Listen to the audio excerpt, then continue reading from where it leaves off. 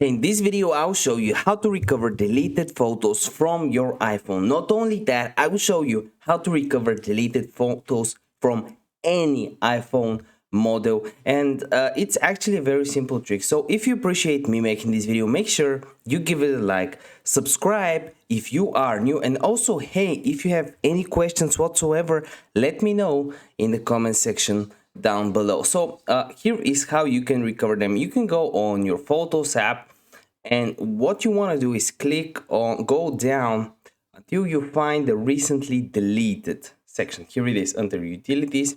You want to click on select right here, select any of the photos or videos that you want to recover or restore from your iPhone. Click on recover, and here it is. It will be recovered and back into your album. So if this video helped you out, you already know how this works. Like the video for the YouTube algorithm. I want to see you in one of the next videos. Bye.